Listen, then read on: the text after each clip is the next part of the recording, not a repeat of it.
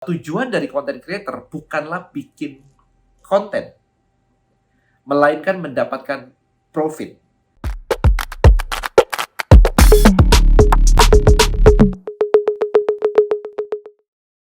Alright guys, so beberapa hari yang lalu saya sempat memposting di Instagram saya.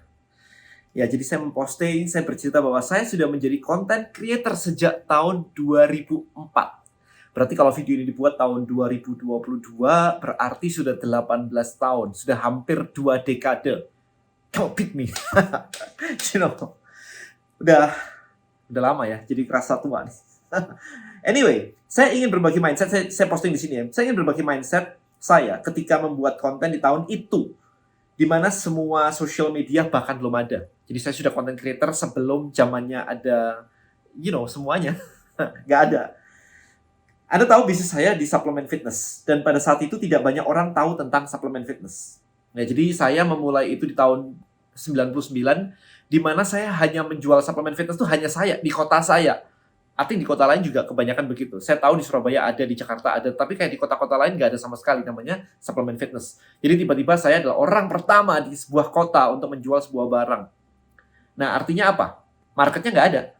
Ya, maybe marketnya levelnya unaware. Kalau Anda sering melihat konten saya tentang unaware, marketnya unaware. Mereka unaware tentang suplemen fitness.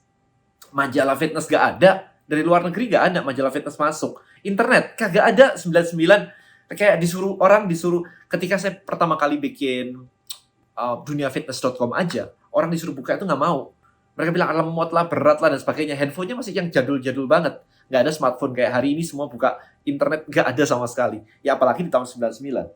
Nah, pada saat itu tidak banyak orang tahu tentang suplemen fitness. Nah, bagaimana Anda berharap orang akan membeli produk yang namanya begitu asing? Saya menjual namanya kreatin, BCAA, glutamin, whey protein, dan yang lain-lain. Amino. Apaan amino? Mungkin beberapa dari Anda saat ini pun Anda juga nggak tahu kan apa itu BCAA, branched chain amino acid, dan yang lain-lain. Apalagi fungsinya. Apalagi mau membeli susu dengan harga jutaan yang lebih mahal dari susu bayi. Kayak susu susu orang gede, orang fitness itu jutaan. Ya kan, kalau yang 5 kilo itu bisa 1 juta lebih, hampir 2 juta, 1,5 juta. Kayak apa di akal sehat Anda yang nggak ngerti beli susu, kemudian tiba-tiba harus beli susu harganya segitu. Kalau orang tahu udah pasti nggak mau semuanya. Nah, ya jadi di sini saya meneruskan ya, dari situ saya ketemu market dan saya ngobrol apa yang membedakan orang yang membeli produk saya dan yang tidak. Ternyata jawabannya sederhana sekali. Nah, di sini saya bilang saya akan jawab melalui YouTube saya, which is ini sekarang, YouTube saya sekarang ini.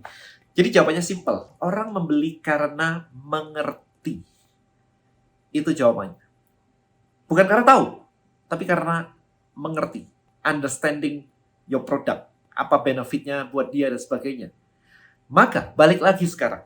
Kalau Anda menjadi content creator yang mau profitable, ya Anda baca, jelas Anda harus baca content creator Black Book. Tapi di situ saya menjelaskan dengan detail bahwa tujuan dari content creator bukanlah bikin konten, melainkan mendapatkan profit.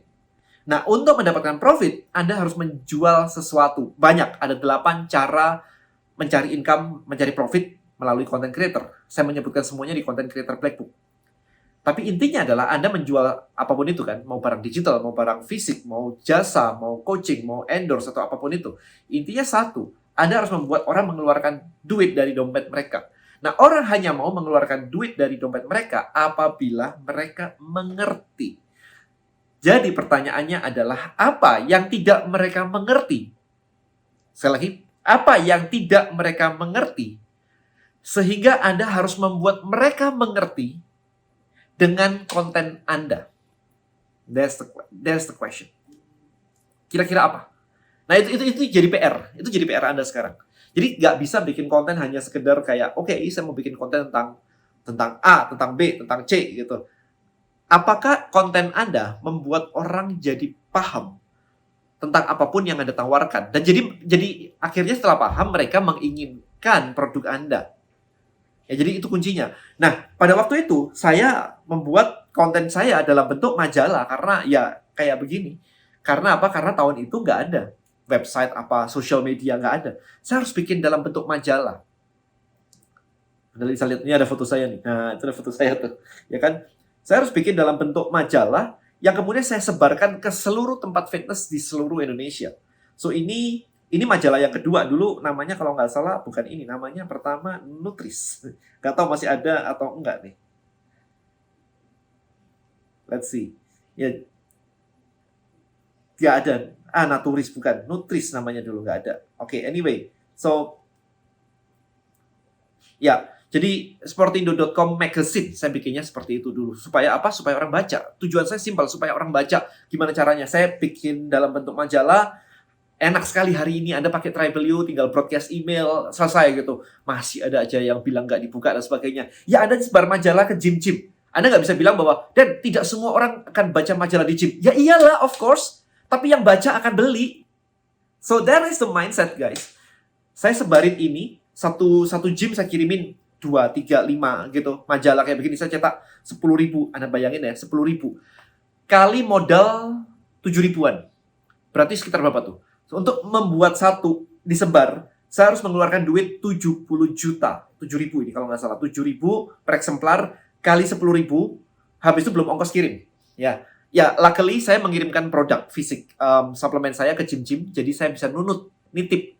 Jadi ongkirnya nggak terlalu mahal juga, luckily. Kalau nggak juga mahal. Tapi ingat, bahwa sekali menjangkau market, I have to spend 70 juta pada saat itu. 2004, 2005, 2006. Saya baru belajar email marketing di 2007, 2008. Jadi sebelumnya pun saya sudah menggunakan mindset yang sama, yaitu orang harus paham, kemudian harus dijangkau. Karena market saya adalah di tempat fitness, saya menjangkau semuanya pakai majalah. So, kebayang ya, 70 juta kayak begitu disebarin. Dan saya nggak pakai alasan kayak, dan kan membernya ada 300 tuh. Nggak semua kok baca. Paling cuma 10 orang yang baca. Ya udah, nggak masalah 10 orang yang baca. Even not 10%. Kalau 10% 30. 10%. It's like, 10 orang berarti cuma 3%. 3,3%. Which is 3,3% beli produk saya udah profit. Karena saya kasih di situ 5 orang, kemudian dia sebarin ke teman-temannya, ditaruh di gym, 10 orang beli. Kalau 10 orang beli, satu-satu beli kayak 200.000, 300.000, modal saya adalah 5 kali 7, 35.000 untuk nyebarin. Tapi 35.000 saya profitable. Itu dihitung, teman-teman. Ya, jadi mindsetnya adalah, gimana aja Anda bisa menjangkau market Anda, memberikan konten yang membuat mereka mengerti, paham, dan akhirnya menginginkan produk Anda. Setelah menginginkan, dihitung cost-nya versus sama income-nya. ROAS, return on ad spend gitu kan. It's okay. Biasanya orang hitung ad spend di Facebook, tapi kali ini kita ngitungnya ya ini tetap aja ad spend gitu. Anda nyebarin konten. Jadi konten ada biayanya untuk menyebarkan seperti itu. Nah, sekarang kalau Anda di dunia digital, Anda udah enak banget sekali posting yang lihat ada puluhan begitu. Kalau belum banyak yang lihat, yang iklan.